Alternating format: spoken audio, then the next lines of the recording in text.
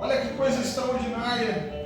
Ele era um jovem que tinha uma predileção do pai em casa, portanto ele tinha no coração o sentimento de que ele era privilegiado, ele era guardado pelo pai, amado pelo pai.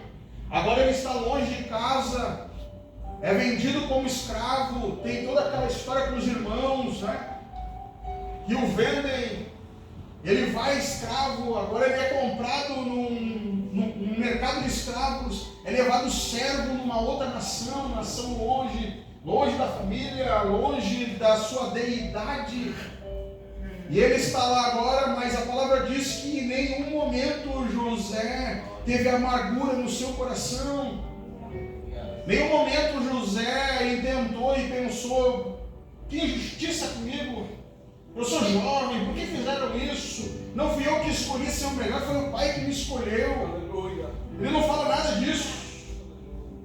Ele continua íntegro, e a palavra diz que o Senhor era com ele, e era visível isso na vida daquele jovem, porque Potifar viu nele que o Senhor era com ele, e colocou ele para administrar os seus bens, e os bens começaram a multiplicar, ele começou a prosperar os bens de Potifar, e Potifar, o Senhor é com ele é diferente, tem alguma coisa diferente desse jovem, cuida das minhas coisas. Injustamente a mulher de Potifar fala que ele intentou contra ela. Potifar, agindo de justiça, coloca ele na prisão, mas ele vai para a prisão injustamente e fica lá quase 3 anos, 2 anos e alguma coisa, ele fica preso injustamente. Mas a palavra de Deus diz que em nenhum momento ele reclama, ele cobra de Deus alguma coisa, ou ele fica dizendo: Senhor, e os sonhos que tu me deste? Eu lembro dos sonhos. Aleluia. Em nenhum momento ele fala isso. Continua íntegro lá na cadeia, lá na prisão, lá no cárcere, entendendo que esse cárcere do Egito não era um cárcere talvez como as cadeias que nós temos hoje, que já são ruins. Naquela época era pior, era um cárcere inferior, era subterrâneo, era úmido, era molhado, e ele ficou lá quase 3 anos. Mas existiam pessoas também que estavam presas com ele, e mais uma vez Deus usa os dons que que deu a ele, e ele interpreta os sonhos. E um deles, o copeiro, o padeiro, ele diz a um: você não vai se salvar, e o outro: você vai servir direto a Faraó. Lembra de mim lá? E acontece exatamente como ele interpretou os sonhos, usando os dons que Deus lhe deu. Só que a palavra de Deus diz que eles se esqueceram dele, não lembraram dele. E em nenhum momento José começa a dizer: não esqueceram de mim. Eu usei os dons que Deus me deu e eles continuam não lembrando de mim. E passa-se os dias, o copeiro lembra, o Faraó tem um sonho, fica apavorado, entra numa crise, talvez quase depressiva, porque não consegue resolver a situação do seu sonho, a interpretação, usa todos os recursos que o Egito possuía para revelar os seus segredos e ninguém revela. Mas aí o copeiro tem um estalo, lembra? Mas tem um aí que está preso. E ele tem dom de interpretação. Ele interpreta sonhos. Quase 3 anos depois ele lembra disso. E aí o Faraó manda chamar. Interpreta meu sonho, ele interpreta. E Faraó faz conforme ele direciona Faraó através da interpretação do sonho. E resolve a situação de calamidade que estava acontecendo naquele período, escassez, fome. Eles não sabem, constroem celeiros, guardam recursos por um período, e quando chega a seca estão lá com os recursos, e eles acabam servindo a outras nações, servindo de socorro para outras nações. Glória a Deus. Olha que extraordinário.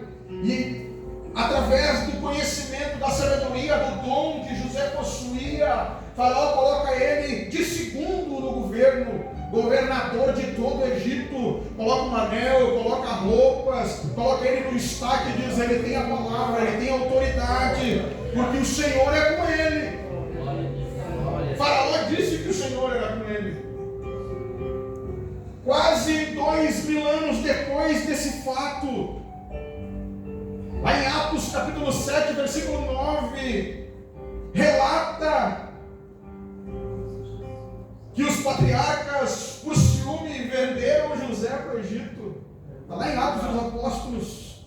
Mas diz assim: mas o Senhor era com ele. Aleluia. E os versículos que nós lemos falam do momento em que os irmãos chegam na presença de José. Eles estão com medo, irmã Isabel, porque eles já sabiam do que tinha acontecido, do que Deus havia feito na vida dele, da autoridade que José possuía agora.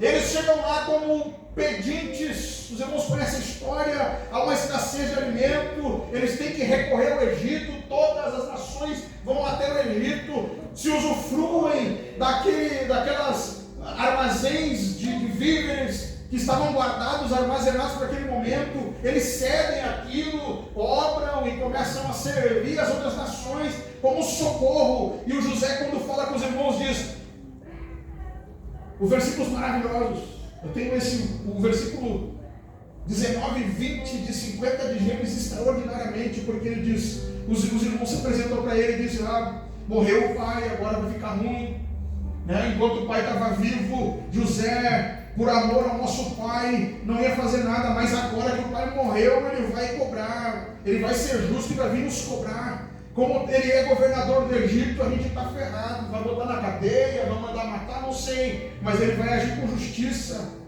Inclusive eles criam uma história, chegam em José e dizem: olha, o último desejo do pai era que nós nos reconciliássemos contigo. Criam aquela historinha ali para passar o pano, para ficar tranquilo. Diz que José chora, aleluia. Olhando os irmãos falar com ele, ele chora, pastor, porque ele sabe que todas as circunstâncias da vida dele, quem propiciou foi o próprio Deus, para que chegasse neste momento, ele fosse socorro para as nações. Aleluia, aleluia, aleluia. E diz 2 versículos maravilhosos, Abigail: porventura estou eu em lugar de Deus. Ora, sora, amada. Glória a Deus, aleluia. E tentaste o mal contra mim, mas o Senhor os tornou em bem, como vês nos dias de hoje, para a salvação de muitos. Em nada ele disse: vocês me venderam, eu fui preso, eu passei o pão, agora vocês vão ver o que vai acontecer. Não, ele disse: porventura estou eu no lugar de Deus. Deus propiciou todo este caminho para eu chegar hoje e socorrer nações, socorrer a vida de vocês. E no versículo subsequente ele diz: eu vou servi-los, eu vou abençoá-los, eu vou guardá-los. Aleluia. Não importam as nossas circunstâncias, esse é o tema. Não importam as circunstâncias da nossa vida, porque muitas vezes Deus as transforma em momento de transição, em momento de crescimento, em momento de entendimento, de sabedoria. As circunstâncias da nossa vida em nada pegam Deus de surpresa. Tudo está no controle das mãos do Senhor. Aleluia. E Ele nos transforma, transborda a sua graça, porque as circunstâncias da nossa vida, irmã Abigail, são para que a graça do Senhor transborde na nossa vida, e para que o nome dEle, que é santo, seja glorificado.